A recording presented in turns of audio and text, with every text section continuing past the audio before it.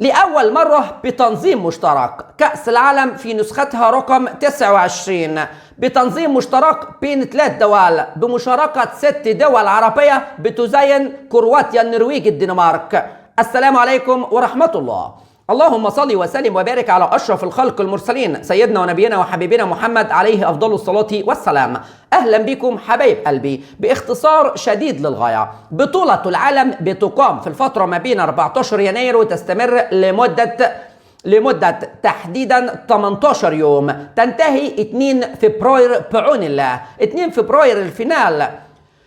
البطولة مقسمة على 8 مجموعات، 32 منتخب، 32 منتخب، منهم 6 منتخبات عربية، منهم مصر والجزائر وتونس عن قارة أفريقيا، ومنهم قطر والبحرين والمنتخب الأزرق الكويتي، المنتخب العنيد في كرة اليد عن قارة آسيا.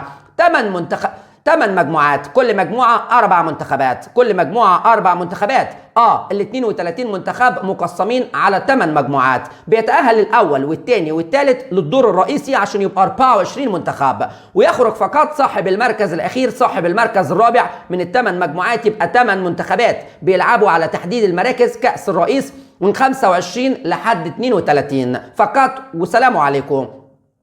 المنتخبات المتأهلة اللي هم الدور الرئيسي 24 منتخب بيتم تقسيمهم على 4 مجموعات، كل مجموعة 6 منتخبات. 6 منتخبات يعني منتخب مصر وليكن في المجموعة رقم 8 بجوار كل من كرواتيا وبجوار كل من الأرجنتين والبحرين. مصر بتتأهل بعدد الإبناط، وليكن تأهلنا لا قدر الله بنقطتين بناخدهم معانا، تأهلنا ب4 نقاط بناخدهم، تأهلنا أول المجموعة بناخد ال6 بنقط معانا للدور الرئيسي. وبالطبع مش هنقابل الفرق اللي معانا تاني، لا هنقابل لا البحرين ولا الأرجنتين ولا كرواتيا تاني، بناخد عدد الإبناط وبنروح بيهم على ال3 منتخبات اللي جايين علينا، بنلعب 3 ماتشات فقط، ويتأهل الأول والثاني فقط من كل مجموعة للدور ربع النهائي. 8 منتخبات مقص ربع نهائي خلاص. عموما صديقي وعزيزي المشاهد، المجموعة الثانية المجموعة قوية جدا من وجهة نظر الشخصية. حظوظ المنتخبات العربية، المجموعة اللي بتضم الدنمارك دون أدنى شك أول المجموعة. المنتخب التونسي منتخب له باع كبير قوي في الكرة الأفريقية، حصل على 10 ألقاب، متأهل لكأس عالم 17 مرة. اعتقادي الشخصي منتخب عنده خبرة كافية في كأس عالم تؤهله للمرتبة الثانية.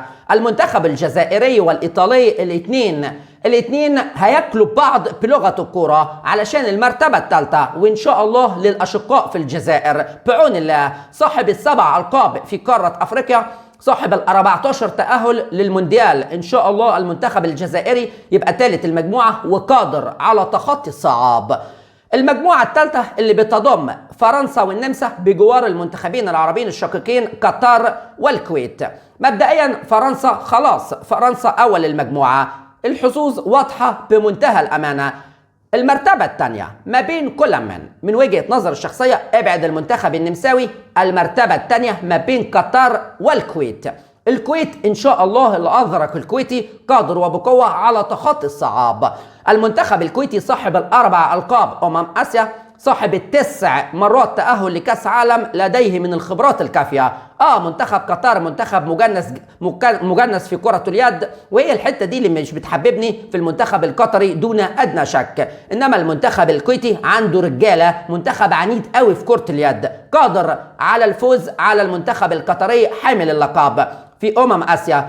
المنتخب القطري تأهل ل10 مرات لكأس عالم، ولكن أنا بقول لك ترتيب المجموعة دي تحديدا: فرنسا في المرتبة الأولى، الكويت بعديها قطر، وأخيرا النمسا بعون الله.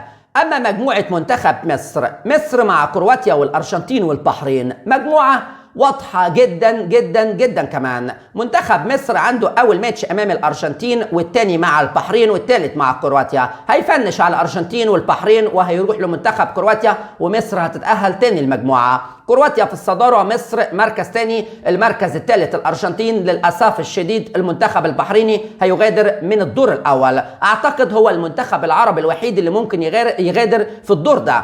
الكويت بتمتلك الحظوظ كاملة، قطر بتمتلك الحظوظ كاملة، ومصر والجزائر وتونس هكذا بيمتلكوا الحظوظ. نتمنى التوفيق لكل الأشقاء العرب دون أدنى شك بمشيئة الرحمن. بطولة ممتعة جدا، وإن شاء الله تغطية حصرية لكل الماتشات وكل مباريات المنتخبات، وإن شاء الله همسك مجموعة بعون الله. ما تنساش اللايك الجميل والاشتراك في القناة وتفعيل زر الجرس ليصلك كل جديد. حبيب قلبي، دمتم في أمان الله.